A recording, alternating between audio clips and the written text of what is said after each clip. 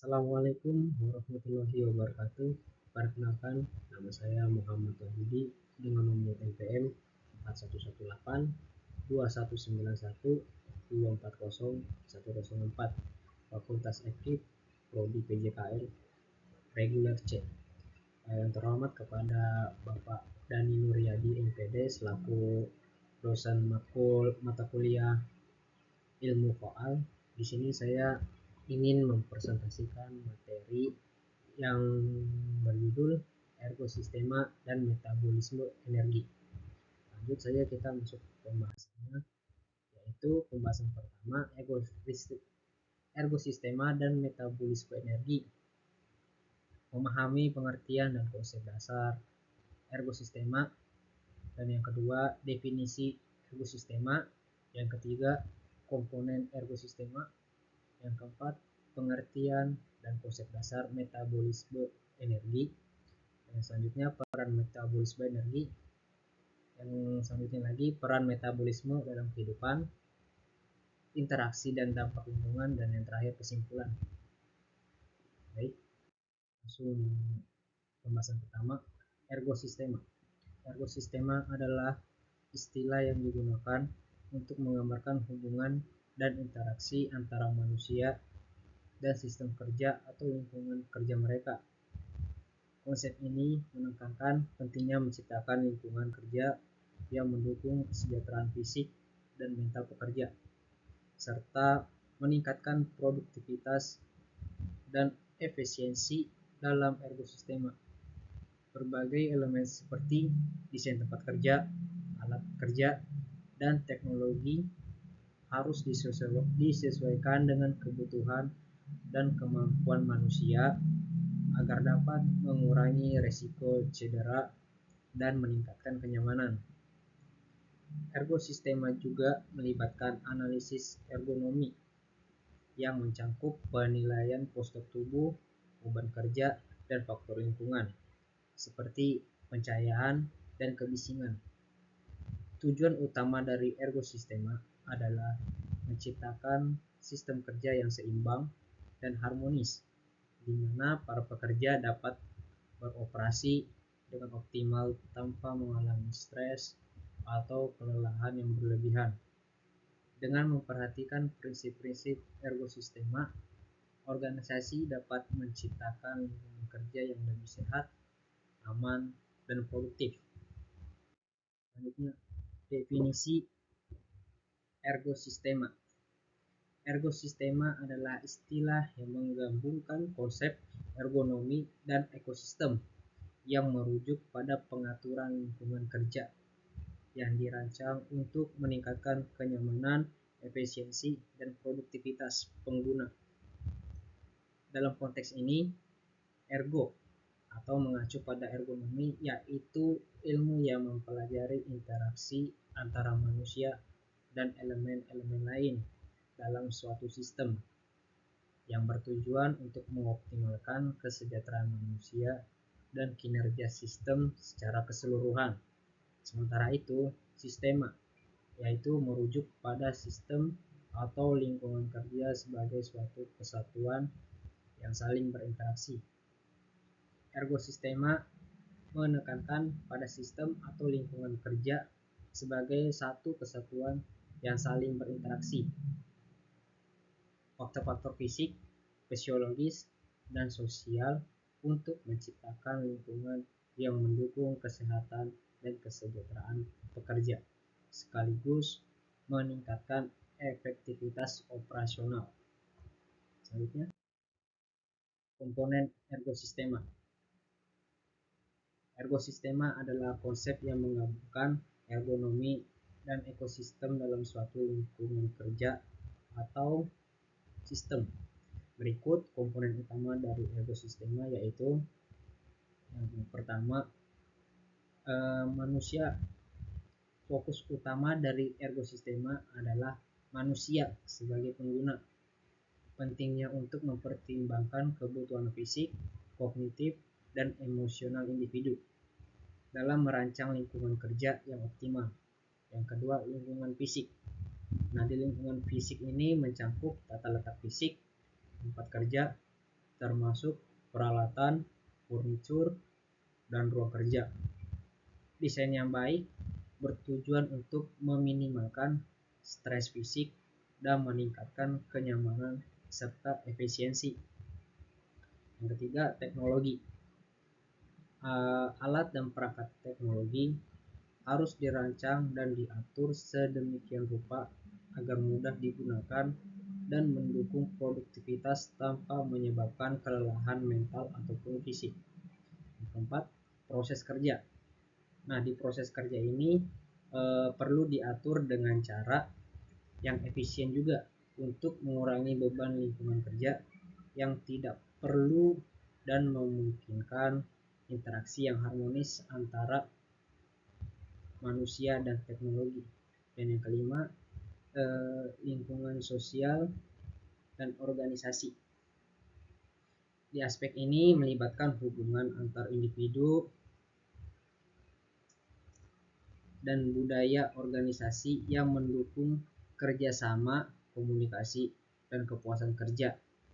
Dengan memperhatikan semua komponen ini, ergosistema bertujuan untuk menciptakan lingkungan kerja yang tidak hanya produktif, tetapi juga sehat dan menyenangkan bagi penggunanya. Selanjutnya, apa itu metabolisme energi?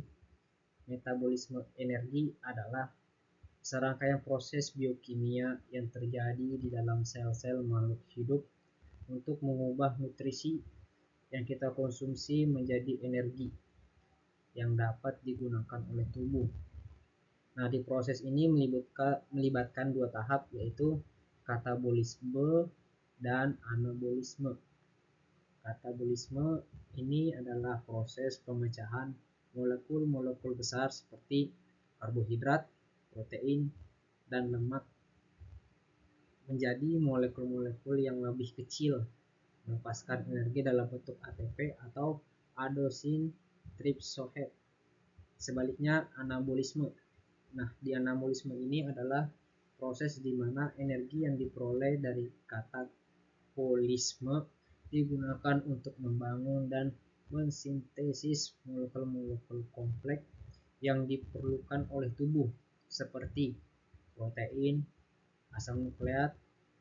Nah, di metabolisme ini energi sangat penting untuk mendukung fungsi-fungsi vital seperti pernafasan, pertumbuhan, perbaikan sel-sel, dan aktivitas fisik.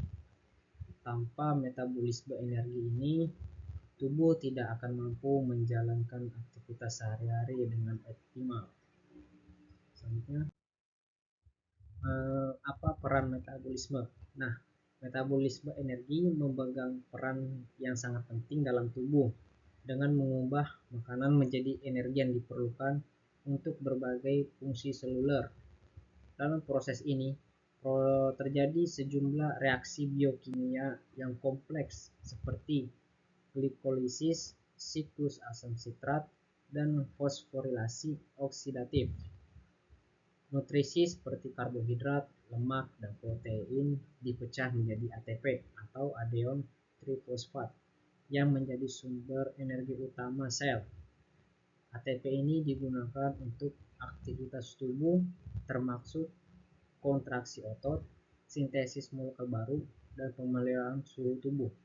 Oleh karena itu, metabolisme energi berperan krusial dalam mendukung kehidupan dan kesehatan individu, serta mempengaruhi kinerja fisik dan mental. Tanpa metabolisme energi yang efektif ini, tubuh tidak dapat berfungsi dengan optimal, yang bisa menyebabkan berbagai gangguan kesehatan.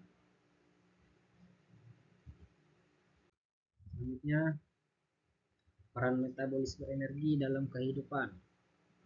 Dalam kehidupan sehari-hari, metabolisme energi memainkan peran penting karena merupakan serangkaian proses biokimia yang memungkinkan organisme untuk mendapatkan, menyimpan, dan menggunakan energi yang diperlukan untuk menjalankan fungsi-fungsi vital. Energi tersebut diperoleh dari makanan yang kita konsumsi, yang kemudian dipecah melalui proses pencernaan menjadi molekul-molekul yang lebih kecil seperti glukosa. Melalui jalur metabolisme seperti glikolisis, siklus Krebs, dan rantai transfer elektron, sel-sel tubuh mengubah glukosa ini menjadi aldehyde trisfosfat atau ATP. Nah, di molekul ini berfungsi sebagai mata uang energi dalam sel. ATP kemudian digunakan untuk mendukung berbagai proses biologis, mulai dari kontraksi otot, transmisi sinyal saraf, sintesis molekul, hingga memperbaiki sel. Dengan demikian, metabolisme energi adalah dasar dari keberlangsungan hidup dan aktivitas organisme yang memastikan bahwa tubuh memiliki sumber daya yang diperlukan untuk berfungsi dengan baik. Selanjutnya, interaksi dan dampak lingkungan. Interaksi dan dampak lingkungan terhadap metabolisme energi sangat penting juga untuk dipahami. Dalam konteks ekologi dan fisiologi organisme, lingkungan dapat mempengaruhi metabolisme melalui berbagai faktor seperti suhu, ketersediaan makanan, dan kualitas habitat. Misalnya, suhu yang lebih rendah dapat meningkatkan tingkat metabolisme pada hewan berdarah panas karena mereka perlu menghasilkan lebih banyak energi untuk mempertahankan suhu tubuh yang stabil. Sebaliknya, ketersediaan makanan yang rendah dapat mengurangi tingkat metabolisme karena organisme harus menghemat energi.